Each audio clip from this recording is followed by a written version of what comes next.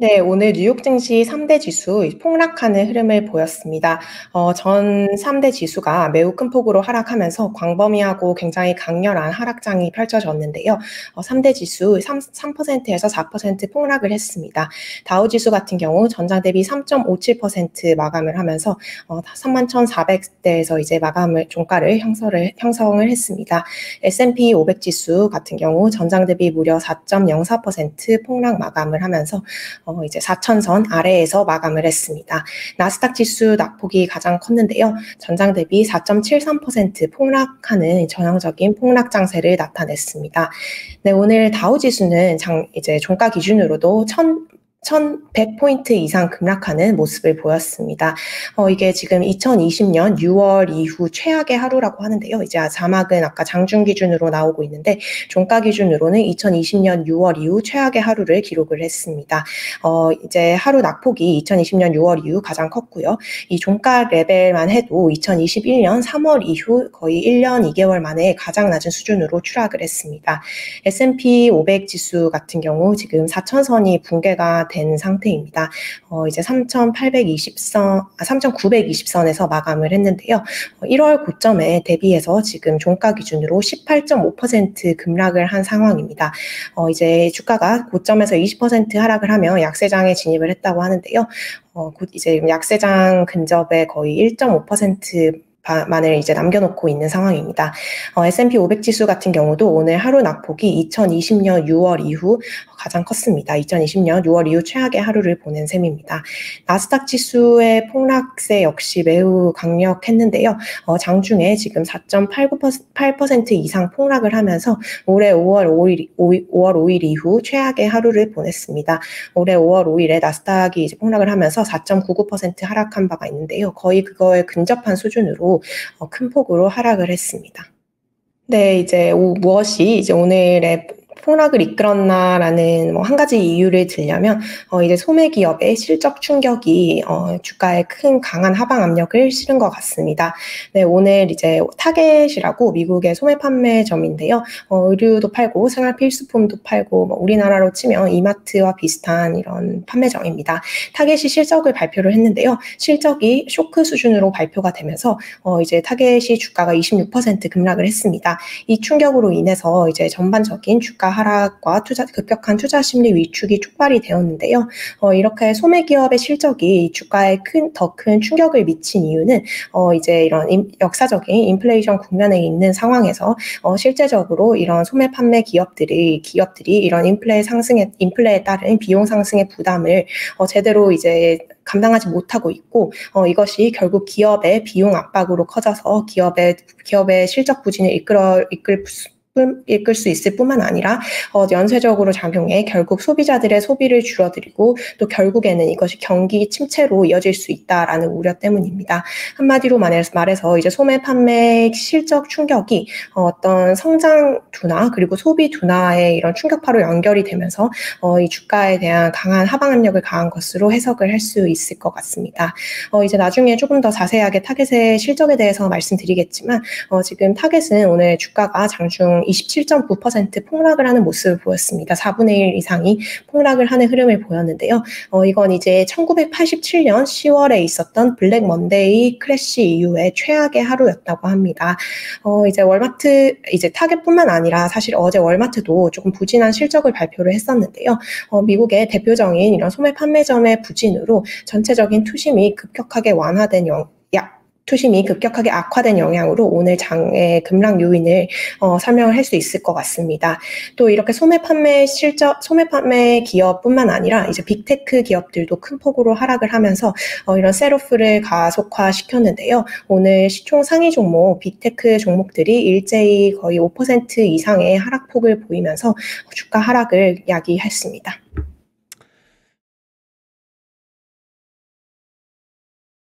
네, 오늘 이제 타겟이 1분기, 회계연도 1분기 실적을 발표를 했습니다.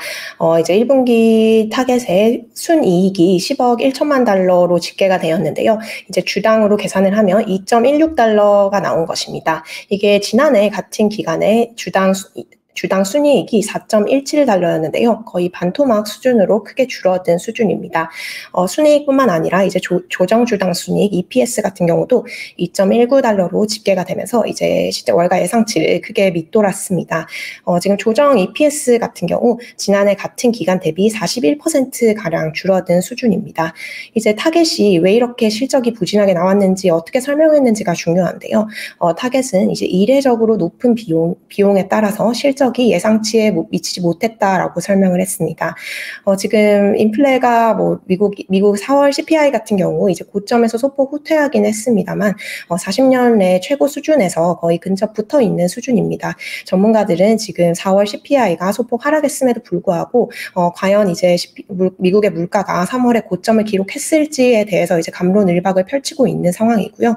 러시아 우크라이나의 전쟁에 따른 이런 에너지 비용 상승이라든지 미국 경제 전반에 있는 이런 인플레가 굉장히 높은 수준이고 이것이 이런 타겟과 같은 소매 판매점의 실질적인 어떤 부정적인 여파로 연결이 되고 있다라는 점이 이제 증명이 된 셈입니다. 이제 월마트 타겟이 이렇게 설명을 했는데요. 일부 제품이 너무 일찍 입고되거나 혹은 너무 늦게 입고가 돼서 수익이 타격을 받았고 또 유통센터에 늘어난 인력 구상이 이제 비용의 압박을 가했다고 설명을 했습니다. 지금 미국의 인플레이션에서 가장 큰 문제가 되는 요인 중 하나가 미국의 임금 상승입니다. 임금이 계속 높아지면서 이제 스티키한 인플레이션이 계속 지속이 되는 것이 아니냐라는 우려가 지금 늘어나고 있고요.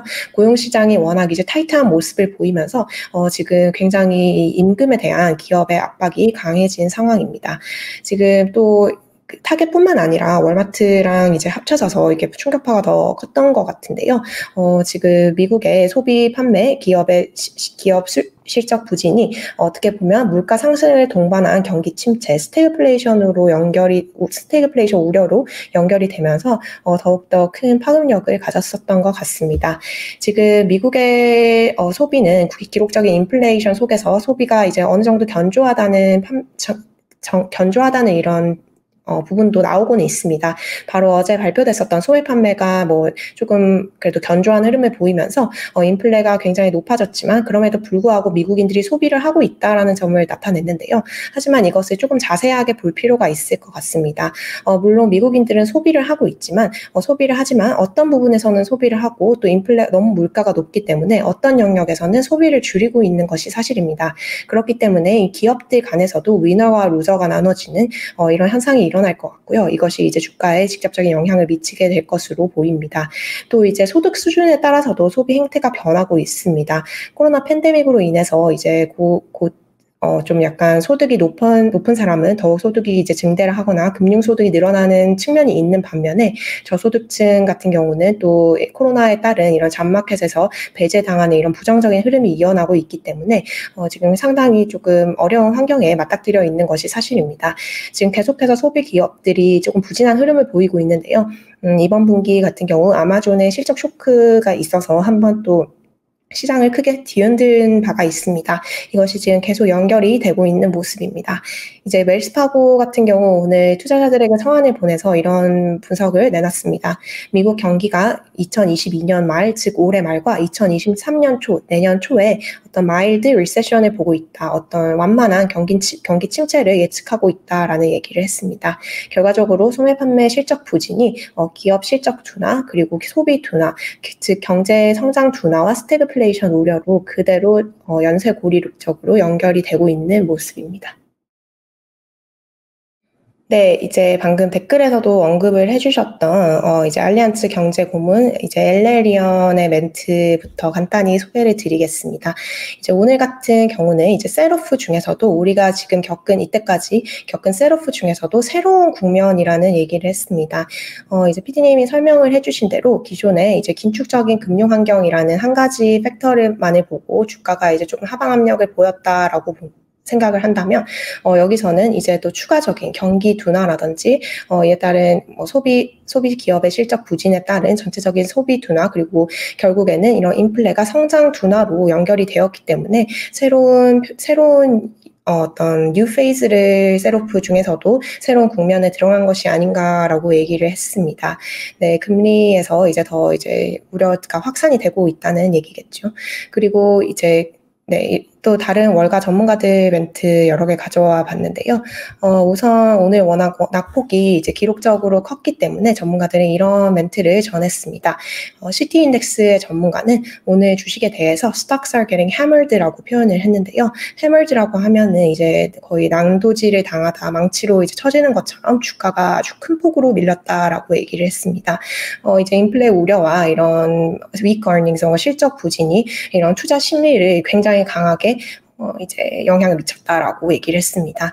이 LPL 파이낸셜의 전문가 같은 경우 이제 지금 계속해서 이어지고 있는 매파적인 연준에 대한 스탠스는 새로운 재료는 아니다라고 얘기를 했습니다. 하지만 이 새롭지 않은 이런 긴축에 대한 재료가 이제 기업의 실적 우려라든지 인플레이션이 소비자들과 그리고 경제 전반에 미치는 악영향과 이렇게 콤비네이션이 됐을 때 이것은 어떤 레시피라고 설명을 했는데요. 굉장히 이렇게 큰 폭으로 주가가 하락할 수 있는 완벽한 이런 레시피가 되었다라고 얘기를 했습니다. 한마디로 말해서 동시다발적인 악재가 악순환의 고리로 들어가면서 죄송합니다. 주가의 하방 압력이 더욱 거세졌다라는 분석입니다. 네, 또 다른 전문가인데요. RBC 캐피털 마켓의 전문가 같은 경우 이렇게 설명을 했습니다. 지금 현재 시장은 성장 둔화 공포를 프라이싱을 하고 있다라고 얘기를 했습니다. 성장 둔화를 본격적으로 프라이싱하기 시작했다라고 얘기를 했고요. 네, 또 다른 전문가는 FBB 캐피털 파트너스 전문가는 이런 분석을 전했습니다. 지금 우리가 시장에서 보고 있는 이런 급락이 어떤 신호일 수 있다라고 얘기를 했는데요. 만약에 정말 경기 침체가 다가왔을 때 주식시장이 어떻게 반응을 할 것인지에 대한 일종의 예고편처럼 오늘 그것을 우리가 미리 보기를 한 것 같다라는 표현을 했습니다. 네, 지금 대체로 굉장히 좀 부정적인 멘트가 계속해서 이어지고 있는 모습입니다. 네, 베런스 투자 전문 매체 베런스가 이런 분석을 했는데요. 오늘의 이런 광범위한 마켓 셋오프는 이제 결국에는 기업의 여력을 테스트하는 것으로 연결이 된다고 얘기를 했습니다. 이제 주식시장이 이렇게 크게 조정을 받는 이유는 이런 인플레 우려가 결국에는 어떤 기업들이 이런 높아진 물가 상승을 감당을 하고 또 이런 수익성을 유지할 수 있는지에 대한 본질적인 의구심을 불러일으키기 때문에 이런 큰 영향을 미쳤다라고 얘기를 했습니다. 네, 또 다른 전문가 이제 이렇게 얘기를 했는데요. 지금 계속해서 인플레이션에 따른 희생양이 발생을 하고 있는 모습입니다. 아까도 간단하게 말씀을 드렸지만 아마존도 지금 1분기 실적이 안 좋았고요. 거기에 지금 미국 최대 할인형 마트인 월마트도 좋지 않았고 타겟까지 좋지 않으면서 이제 이 다음에는 누구냐라는 질문이 투자자들의 머릿속에 이제 지금 있다라고 얘기를 했습니다. 다음 희생양은 누구고 또 다음에 이제 주가를 이렇게 크게 하락시킬 수 있는 기업은 무엇일지에 대해서 모두가 이제 주목을 하면서 굉장히 투자 심리가 위축이 됐다라고 설명을 했습니다. 결국에는 인플레가 이렇게 심해지고 있고 또 인플레라는 것이 이제 전 영역에서 일어나고 있는 것이 사실입니다. 지금 4월 CPI 지표를 좀 뜯어보면 식료품 가격이 전월 대비 0.9% 오른 걸로 집계가 되었었는데요. 이제 전년 동기 대비로는 9.4%가 올랐었습니다. 식료품 가격이, 음식료 가격이요. 이게 지금 1981년 4월 이후 가장 높은 수준이라고 하는데요. 지금 이런 식료품이라든지 사회 필수 소비재 가격이 치솟으면서 결국에는 이제 소비자와 기업에게 이런 부담이 그대로 전이가 될 것으로 생각이 됩니다. 네, 어제 이제 제롬 파월 연준 의장이 WSJ 컨퍼런스에 참석해서 상당히 매파적인 발언을 내놓았습니다. 이제 인플레 파이터라고도 표현할 수 있을 정도로 강한 이제 물가 안정 의지를 드러냈는데요. 사실 금융시장, 특히 주식시장 같은 경우 어제 이 파월 의장의 멘트를 다소 조금 무시하고 넘어간 것이 사실입니다. 어제는 이제 부각이 되지 않으면서 주가에 크게 영향을 미치지 못했고요. 하지만 이것이 오늘 결국에 돌아오면서 오늘 시장에는 이제 영향을 미친 것으로 해석을 할 수 있을 것 같습니다. 이제 파월이 어제 얘기를 했던 것 중에 가장 좀 중요한 포인트 중에 하나가 금리 인상이 고통스럽더라도 이것을 단행을 할 것이고 이제 물가를 낮추는 것이 이제 어렵다고 하더라도 계속해서 추진할 것이다. 또 중립금리보다 높은 수준으로 금리를 올릴 수가 있다. 향후 두 번의 FOMC에서 50bp 금리 인상을 이제 현재로서는 지지를 한다. 뭐 이런 얘기를 했었는데요. 이게 다시 오늘 그대로 주식시장 금융시장에 재조명이 받는 모습입니다. 아무래도 이제 다른 악재가 겹쳤기 때문에 또 금융시장의 포커스가 조금 달라져서 다시 한번 이런 말을 소화하는 이런 계기로 해석을 할 수도 있을 것 같습니다. 이제 로젠버그의 전문가가 이렇게 설명을 했는데요. 이제 어제 금융시장이 어제 이 페드 스피커 연은 총재들과 연준 의장의 발언을 다소 좀 무시한 것이 굉장히 흥미로웠다라고 얘기를 했습니다. 이제 다시 오늘 결국 이것을 그대로 소화했다라고 설명을 했습니다. 오늘 채권 시장 같은 경우 오전 중에는 10년물 금리가 다시 3%로 오르는 흐름을 보였습니다. 하지만 결국 이제 채권 시장 또한 주식 시장의 이런 셋업을 피해 가지 못했는데요. 오후에 분위기가 급격하게 달라졌습니다. 이제 3대 주가 지수가 4%에서 5% 가까이 이제 폭락을 하자 이제 불안해진 채권 투자자들이 채권 매수를 하기 시작했습니다. 채권이 안전 자산이기 때문에 이를 매수한 것인데요. 이것에 따라서 이제 채권 가격이 올랐고 금리가 다시 하락하는 모습을 보였습니다. 오늘 이런 투심 위축에 따라서 매파적인 연준 스탠스에 따른 투심 위축에 따라서 CBOE 변동성 지수도 월가의 공포 지수도 올랐는데요. 다시 31선으로 오르면서 7거래일 만에 반등을 했습니다. 네, 이제 골드만삭스의 CEO를 지냈던 데이비드 솔로몬 전 골드만삭스 죄송합니다. 골드만삭스 현재 지금 CEO로 있는 데이비드 솔로몬 골드만삭스 CEO가 이런 말을 했습니다. 오늘 연준의 금리 인상이 기업에 예측하지 못한 어려움을 줄 것이다라는 얘기를 했습니다. 지금 연준이 금리 인상을 단행을 지금 2번 한 상태이고 또 지금 상당 기간 동안 또 금리를 올릴 것으로 예상되고 긴축기에 접어든 상황이기 때문에 이 과정에서 경기 침체라든지 다른 부정적인 결과가 초래될 수 있다라고 우려를 했습니다. 이제 솔로몬 CEO 같은 경우는 기업들이 이제 과거와 달리 달라진 이런 환경에 주의를 해야 한다고 특히 강조를 했는데요. 고금리 환경 속에서 기업들의 자금 조달이 좀 어려워질 수 있다라고 지적을 했습니다. 또 이외에 이제 월가의 이제 굉장히 유명한 인물인데요. 제레미 그랜섬도 오늘 발언을 했습니다.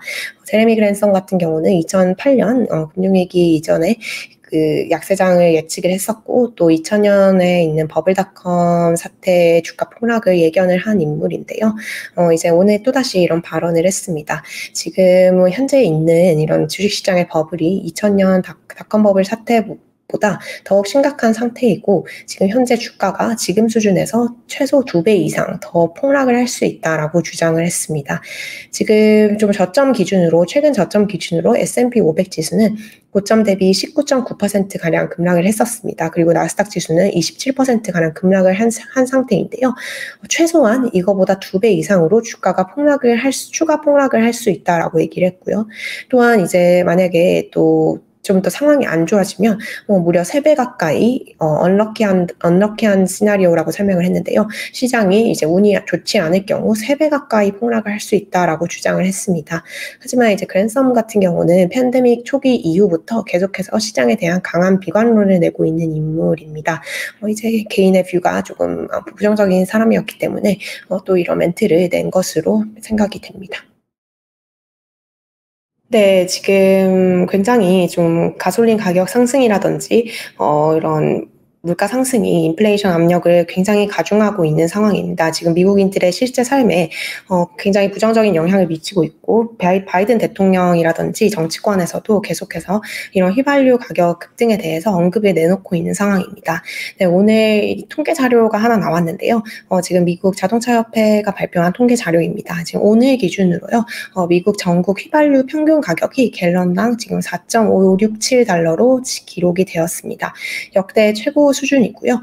이제 휘발유 가격이 한 달 전보다 이제 무려 48센트가 오른 모습이고 지난해 같은 기간보다는 1.52달러가 상승한 모습입니다.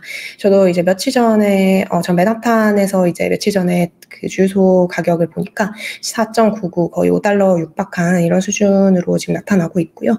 물가 압력 그리고 이것이 일반적인 미국인에게 미치는 영향은 굉장히 극심한 상황으로 해석이 됩니다. 미국뿐만 아니라 지금 유럽 쪽 상황도 굉장히 심각한 상황입니다. 오늘 이제 유럽연합 통계당국이 발표를 했는데요. 유럽의 유로존의 4월 소비자 물가 지수가 지금 지난해 같은 기간 대비 7.4% 상승한 것으로 기록이 되었습니다. 이게 역대 최고치 수준입니다. 영국 같은 경우도 비슷한데요. 영국의 4월 CPI 같은 경우 전년 동기 대비 무려 9% 상승을 했고요. 이것은 40년 만에 최고 수준입니다. 영국 같은 경우에는 지금 영국 중앙은행, 즉 잉글랜드 은행이 지난번 통화정책 회의에서 이제 인플레이션이 계속 이렇게 올라간다면 경기 침체를 할 것이다라고 전망을 공식적으로 내놓은 상황입니다. 상황이 매우 심각하고요. 그리고 캐나다 같은 경우도 4월 CPI가 이제 전년 동기 대비 6.8% 올랐는데요. 1991년 이후 이제 30년여 만에 가장 높은 수준을 나타내고 있습니다. 네, 오늘 S&P 500을 구성하고 있는 11개 섹터가 일제히 하락을 했습니다. 섹터별로 오늘 낙폭이 가장 컸던 섹터가 지금 자율소비재와 필수소비재 부분인데요. 두 개 다 6% 이상 급락을 하면서 이제 다우 지수랑 S&P 500 지수의 하락을 이끌었습니다. 그 다음으로 이제 낙폭이 컸던 섹터가 기술주입니다. 기술 섹터가 지금 4.74% 하락을 하면서 나스닥 지수의 폭락을 이야기를 했습니다. 오늘 S&P 500 지수 구성 종목 중에서 상승 마감한 종목이 단 8개라고 하는데요. 이렇게 광범위한 이런 주가의 대학살을 이제 단면적으로 드러내는 모습인 것 같습니다. S&P 500 맵을 보셔도 지금 일제히 더 거의 초록색이 없을 정도로 빨간색 투성이인데요. 네, 초록색 몇 개 있네요. 어쨌든 뭐 굉장히 좋지 않은 흐름을 보였습니다. 오늘 이제 시장의 폭락 트리거가 된 타겟 같은 경우 24% 이상 하락 마감을 했습니다. 월마트 같은 경우 어제 11% 하락을 했었는데요. 오늘 추가로 6% 하락하는 모습을 보였습니다. 이제 이 다른 소매 판매 업종들도 일제히 하락하는 모습을 보였습니다. 백화점인 메이시스와 이제 콜스 같은 경우 각각 10%, 11% 이상 떨어졌고요. 다른 소매업체인 베스트바이와 달러제너럴, 달러트리의 주가도 모두 10% 이상 급락을 하는 모습을 보였습니다. 또 눈여겨보셔야 할 게 이제 시총 상위 빅테크 종목들인데요. 오늘 애플이 무려 5.6% 폭락 마감을 했습니다. 지금 140달러 선으로 떨어진 상황인데요. 지금 전문가들은 지금 애플과 마이크로소프트 같은 종목의 하락 추세를 굉장히 유심히 보고 있는 상황입니다. 애플 저번에도 한번 말씀드렸듯이 애플과 마이크로소프트 같은 경우는 빅테크 중에서도 최우량, 최선호 종목, 이제 투자자들이 가장 이제 좀 안전하다고 생각하는 빅테크 종목입니다. 그렇기 때문에 이제 시장의 본격적인 캐피출레이션, 즉 이런 뭐 항복하는 흐름을 보이면서 투자자들이 모든 거를 내던지기 시작하면 이제 애플의 주가가 이제 급속도로 떨어질 것이다라고 예상을 하는데요. 전문가들은 이렇게 애플의 주가가 뭐 20-30% 추가 하락할 경우 이것을 시장의 항복 신호, 즉 다시 말해서 바닥의 신호로 예상을 하고 있는 상황입니다. 네, 뭐 마이크로소프트 오늘 5% 가까이 하락을 했고요. 페이스북도 5%대 하락을 했습니다. 구글의 모회사 알파벳 역시 3% 이상 하락을 하는 모습을 보였습니다. 시사게임이 분들이 많이 투자하시는 테슬라 역시 피해가지 못했는데요. 테슬라 오늘 7% 안팎으로 하락을 하는 모습을 보였습니다. 오늘 이제 월스트리트 투자은행 중에서 파이퍼 샌들러가 테슬라에 대한 목표 주가를 대폭 낮추는 이런 일이 있었습니다. 기존의 목표 주가가 1260달러였는데요. 이걸 1035달러로 200달러 이상 목표 주가를 하향했습니다. 하지만 여전히 지금 테슬라 주가인 709달러 대비해서는 상당히 높은 수준입니다. 네, 넷플릭스에 대해서도 조금 부정적인 얘기가 나왔는데요. 지금 현재 넷플릭스는 고점 대비 70% 이상 폭락을 한 상태입니다. 미국 은행인 웰스파고가 오늘 넷플릭스의 주가가 추가적으로 단기 하방 압력을 받을 수 있다라고 얘기를 했습니다. 또 오늘 골드만삭스가 비자와 마스터카드 등에 대해서 매수 의견을 제시를 했는데요. 그럼에도 불구하고 전체 지수가 급락을 하면서 양주가 모두 하락을 했습니다.